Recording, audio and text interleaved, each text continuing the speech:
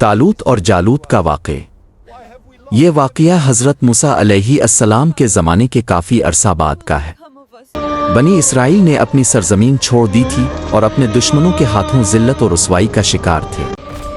उनका ताबूत सकीना, वो मुक़द्दस संदूक जिसमें हज़रत मूसा अलैहि अस्सलाम की लाठी और तौरात के कुछ नुस्खे वगैरह रखे थे, भी उनसे छन गया था। इस ज़माने में बनी इसराइल के एक नबी थे जिनका नाम इश्माईल अलैहि अस्सलाम था।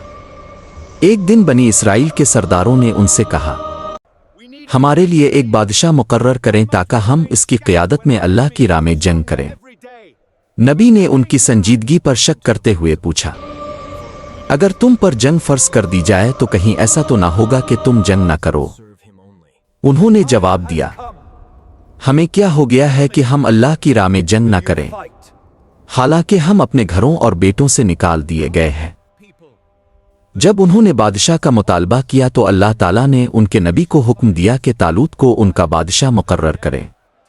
नबी ने यह ऐलान किया तो बनी इसराइल को बहुत ताज्जुब हुआ और उन्होंने एतराज़ किया, तालूत कैसे हम पर हुकूमत कर सकता है? इससे तो हम हुकूमत के ज़्यादा हकदार हैं।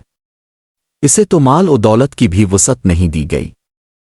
उनके एतराज़ात की वजह यह थी कि तालूत का ताल्लुक उनके सबसे बड़े कबीले से नहीं था और वो अमीर भी नहीं था। इस पर उनके नबी ने जवाब दिया, अल्लाह ने इसे तुम पर मुंतखब किया है और इसे इल्म और जिस्मानी क़ुव्वत में तुमसे ज़्यादा वसअत अता फरमाई है। अल्लाह जिसे चाहता है हुकूमत देता है, वो कुशादगी वाला और जाने वाला है। बनी इसराइल को कायल करने के लिए अल्लाह ताला ने उनके नबी के ज़रिए एक निशानी बताई। इसकी बादशाहत की निशानी यह है कि तुम्हारे पास वो ताबूत संदूक आ जाएगा जिसमें तुम्हारे रब की तरफ से तस्कीन है और मूसा अलैहि अस्सलाम और हारून अलैहि अस्सलाम के घर वालों के छोड़े हुए आसार हैं, जिसे फरिश्ते उठा कर लाएंगे। चुनांचे अल्लाह के हुक्म से वो संदूक जो दुश्मनों के कब्जे में था फरिश्तों के जरिए वापस आ गया और ये देखकर बनी इसराइल तालूत की बादशाहत पर राजी हो गए। तालूत का इम्तिहान, नहर का वाक़या। तालूत अपनी फौज लेकर जालियत से जंग के लिए रवाना हुआ।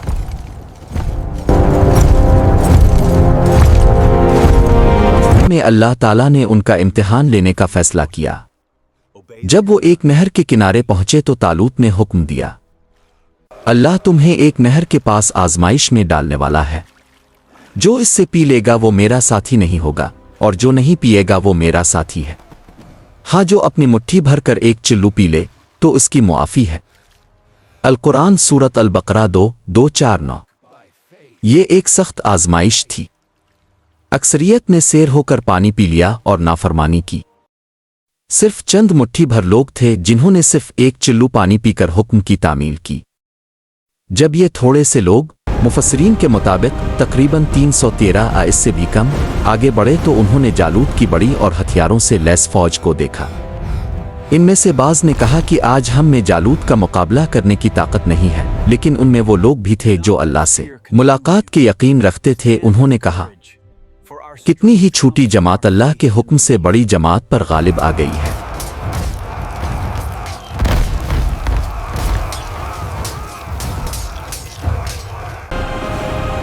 जब दोनों फौजें आमना सामना हुईं तो काफिरों के सरदार जालूत ने, जो एक बहुत बड़े जिस्सी का जबरदस्त जंगजू था, मुकाबले की ललकार की। बनी इसराइल की फौज उसके सामने घबरा गई। इस वक्त हज़रत दाऊद अलैहि अस्सलाम, जो अभी एक नौजवान थे और तालूत की फौज में शामिल थे, आगे आए। वो आम तौर पर बकरियां चराते थे और उनके पास जंग के लिए कोई ख़ास हथियार नहीं था। उनके पास सिर्फ एक फलाखन गोफिन थी जिससे वो बकरियों को भेड़ियों से बचाने के लिए पत्थर फेंकते थे। जालूत ने हज़रत दाऊद अलैहि अस्सलाम को छोटे कद और हल्के हथियारों के साथ आता देखकर उसका मजाक उड़ाया, लेकिन हज़रत दाऊद अलैहि अस्सलाम ने अल्लाह के नाम पर भरोसा करते हुए अपनी फलाखन से एक पत्थर फेंका।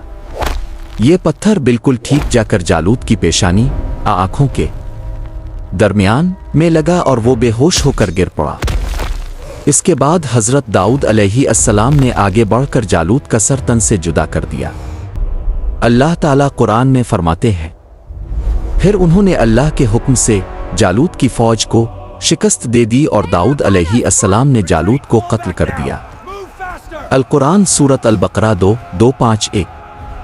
جالوت کے مارے جانے کے بعد کافروں کی فوج بھاگ کھڑی ہوئی اور بنی اسرائیل کو فتح نصیب ہوئی۔ طالوت نے اپنے عہد کے مطابق حضرت داؤد علیہ السلام کو اپنی بیٹی سے شادی کرائی اور انہیں اپنا جانشین بنایا۔ اللہ تعالیٰ نے حضرت داؤد علیہ السلام کو 4 بڑی عطائیں دیں۔ 1 بادشاہت، المالوے طالوت کے بعد وہ بنی اسرائیل کے حکمران بنے۔ 2 حکمت، الہنومے نبوت اور فیصلہ کن بات کہنے کی صلاحیت۔ 3 وہ علم جو اللہ کو منظور تھا، آواز کا حسن، زبور، پرندوں کی بولی سمجھنا اور لوہے کو نرم کرنے کا علم، زرا بنانا۔ 4 زبور کی کتاب، ان پر آسمانی کتاب زبور نازل ہوئی۔